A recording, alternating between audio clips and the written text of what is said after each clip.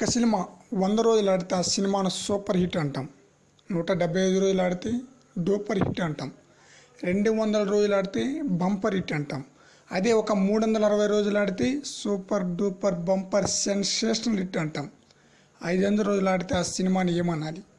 1000 రోజులు దాటితే అసలు ఏమనాలి? పలకడానికి పదాలు ఉంటాయా? డిక్షనరీలో పదాలు వెతకాలి. ఏకంగా 3 క్యాలెండర్ను చూసింది ఆ చిత్రం.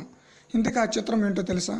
డైలాగ్ కింగ్ బాలకృష్ణ, ఓరమాస్ డైరెక్టర్ బోయపాటి శ్రీని కాంబినేషన్లో వచ్చిన లెజెండ్ చిత్రం. వీరి కాంబినేషన్లో సింహ తర్వాత వచ్చిన ఈ చిత్రం డైలాగులతో అర్పించేసింది. దక్షిణ భారతదేశ సినీ చరిత్రలో ఏ చిత్రానికి దక్కని అరుదైన ఘనత ఈ చిత్రానికి దక్కింది.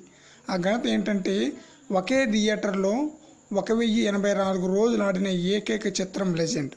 జై జానకి నాయక ఆడియో వేడుకలో తన డైరెక్షన్ చేసి ఆల్ టైమ్ హిస్టారికల్ హిట్ కొట్టిన లెజెండ్ డైరెక్టర్ బోయపాటి శ్రీను మరోసారి ఈ విషయాన్ని గుర్తు చేశాడు.